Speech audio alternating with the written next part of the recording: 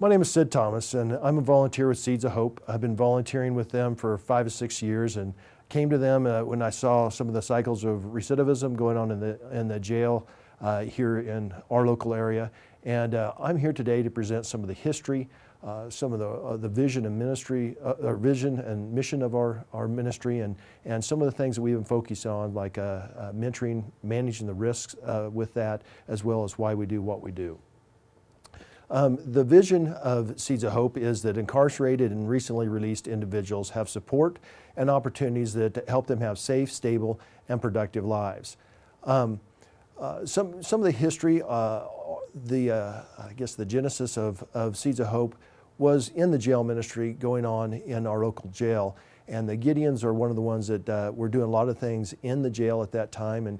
But one of the things that everybody that went into the jail continued to see was a cycle of recidivism. That is, people that went in and thought that they wanted to make a genuine change and made decisions that they were going to make changes in their life, got out, went back to the same community, same place, same neighborhood where they were, and ended up back in jail for some of the same reasons that they were in there before. One of the individuals that was instrumental in starting Seeds of Hope is Clyde Jackson. He was one of the individuals that saw this continuing cycle and started visiting churches in about 2005. And it was at that time that I learned about the vision of Seeds of Hope, and several of us came together to start meeting and drafting articles of a constitution and bylaws, and how we could form a nonprofit corporation to help manage some of the risks that are associated with this type of ministry, and how to create a vision to hopefully reach more people. Out of that, a nonprofit, Kansas Corporation, was established in August of 2007. And then we finally obtained a 501c3 or nonprofit designation with the IRS in March of 2008. After that, we started meeting in some of the local churches. One was a Cornerstone Church, another was Garden Valley Church, and basically that was all part of trying to refine and define how to accomplish our basic mission and how to do what we were seeking to do, how to get it done. Out of all that, we formed our basic mission statement, which is part of our bylaws. And although it's a long quote, I'm going to read it just because that really helps focus, keeps you focused on what's important and what you're trying to do. And so our basic bylaw mission statement is that Seeds of Hope is a multi-denominational, faith-based organization with a mission to serve incarcerated and recently released members of our community. Through love, encouragement, and the life-changing strength of Christ, we seek spiritual restoration, followed by the practical meeting of temporal needs. This mission is accomplished by diligent evangelism, genuine discipleship, purposeful instruction, and thorough guidance of the men and women we serve. Seeds of Hope, our basic focus is transforming lives by sharing God's love. And one of our, the people we work with, our clients, made this graphic that shows two hands coming together. And to me, that just shows a lot of what we're about. That is transforming lives by sharing God's love and giving a hand up. And we also, due to seeking grants and stuff like that, we wanted to shorten our basic mission statement. So to help focus it again, we shortened that down, and that basic mission statement is to help incarcerated and recently released individuals grow spiritually, intellectually, and in character so they can successfully transition out of the correction system and become contributing members of their families and their communities. In 2009, we kind of had an identity crisis within Seeds of Hope. We was like, what can we do to positively accomplish our mission? As at that time, things, the energy seemed to be going down a little bit, and we didn't seem to have good direction. Out of that, we started to meet regularly at First Christian Church to have monthly meetings that were designed to just have a place where people who were recently released from jail could come and meet if they wanted to have a support group. Also, we had our business meetings at that time. Also, we started having a focused Bible study. And that Bible study was Peacemakers, a biblical guide to resolving personal conflict. And we had some, whenever you have a group of people together, you have conflicts inevitable. This helped us kind of work through what our basic focus and mission was, as well as get us some new direction. We, at that point, started looking at getting grants and what we could do to really expand the ministry. Becky Upshaw was very instrumental in that. She worked with the Prevention Center at Garden City Community College and found that she did most of the legwork in getting the grants. Because of her position, she knew a lot of what was available. We found that creating community partnerships has been very instrumental in moving our goals forward and getting accomplished our basic mission and vision. One of the first grants we received was Alcohol Fund Advisory Committee. That gave us some funds to do crossroad cognitive behavior training in the jail, and we saw some positive results from that. Then we also set up a GED program, which was a collaborative project with our local Garden City Community College, and we saw lots of positive things with that. We've had issues maintaining all of them, but another important one was a Compassion Kansas grant that helped us build capacity. We built that helped us to learn how to raise community support and how to focus some of our fundraisers. Particularly, it gave us training for financial planning and promotion, and training for fundraisers. We did a day of praise in the park, as well as a ice cream booth at a tumbleweed festival, which is a local folk, brings a lot of musicians together, and is a community event. And it helped us to put together brochures and a concise vision and mission statement.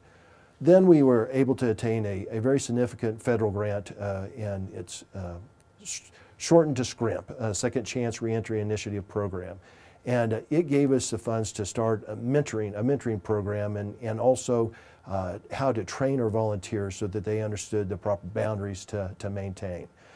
And one thing we struggled with, why mentoring? We had always thought that what we really needed was transitional housing, and part of our searching for what our focus should be at the time, we met with some local judges. They suggested that instead of focusing on transitional housing, to maybe focus on how to help the families. And mentoring is how we change lives. And from a biblical perspective, that's how disciples are made. And so that we shouldn't be surprised that that's how often people make significant changes. Are there risks with mentoring? Of course there are. There are risks with anything that is worthwhile. But risks, especially in this, can be managed. They're managed by the law. They can also be managed with insurance, and we also think they're managed by training.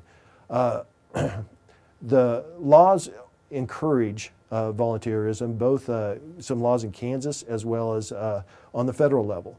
In Kansas, there's a statute that is entitled Liability for Volunteers of Certain Nonprofit Organizations, and it basically states that nonprofit organizations that carry some basic liability insurance, that their volunteers will not be liable for damages in a civil action unless their conduct is willful or wanton or malicious or intentionally tortious, or that the volunteers are required because of automobile insurance or otherwise to carry liability for those instances. The bottom line is, if you're not being intentionally trying to hurt somebody, it's going to offer some protection from basic negligence type of claims. Then under federal law, there's a Volunteer Protection Act, and that act states in general that no volunteer of a nonprofit organization or government entity shall be liable for harm caused by an act or omission if the volunteer on behalf of the organization or entity, if they do the following. The volunteer was acting within the scope of what that volunteer's responsibilities with the nonprofit organization were at the time, that they basically accepted the training and or any certificates that they were required to receive as part of what they were doing, and then also that the harm caused was not, again, willful or malicious or criminal conduct or intentionally reckless or just flagrantly indifferent. And then finally, again, another requirement that there was not some motor vehicle type of licensing and insurance required as part of what they're doing. The bottom line on this is that volunteers are given some protection from ordinary negligence claims under both the Kansas law and the federal law. So basically summarizing some of the mentoring things that we learned. Volunteering is encouraged by the law. And so as a society, we see the benefit of that. And as individuals, I think we should see the benefit of that as well.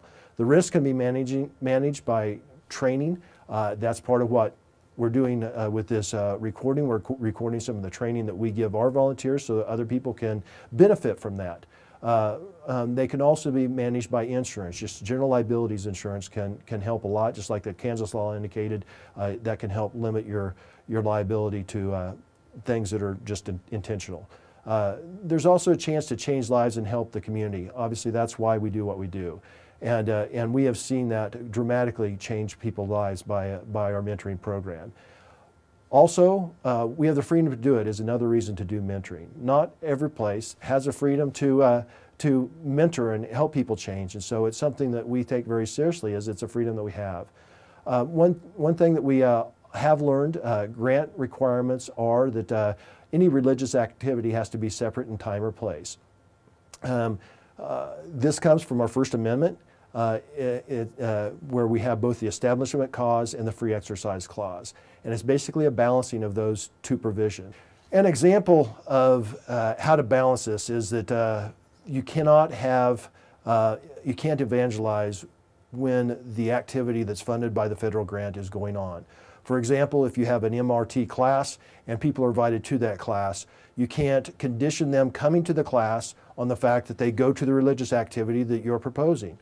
You can't say that you come to this MRT or you get this benefit from the program, then you have to attend this church service. You can't do that. Also, when the grant-funded activity, when you're having a particularly a program that is funded by the grant funds, such as one thing we do is MRT, which is, I think will be explained later. When you're doing that activity, you can't evangelize at that time. You can't tell them specifically about Christ, and although a lot of those principles are Christian principles, you can't connect that with necessarily biblical principles. When that time is over and you're standing out in the lobby or coming before or after, if it's just informal talking, of course you can share your faith. It's basically, the bottom line is just when you have the grant-funded activity going at that time, you can't either have the religious activity going there at the same time. You can't have a religious activity going in next door. Say if you're in a church and there's some religious activity going on in a different room, that's okay, just as long as you don't require them to go to the religious activities. So our question was, and what we've learned is how does that affect mentoring? Well, we have had to tell our mentors it's not illegal for you to share your faith with your mentee. You're not an employee. You don't have those type of requirements that some employers have that they might violate Title VII, if you've heard of that, or some other provisions that you can't share your religion in work or as a government type employee. All that is at risk is the grant itself. That is, as long as the sharing of your faith is separate in time or place, as long as that rule is followed, the grant funding should not be at risk because of your religious activity. Also, we know just intuitively that it's not effective to force our faith on others, and really what's required is under the law, under this balancing provision, is precisely that we don't try to force people, that we comply with the separate in time or place, and then things are going to be fine. So we just thank you for your interest in Seeds of Hope and the mentoring, and pray that you have the same type of experience we have in making a positive impact on both your community and the people you work with. Thank you.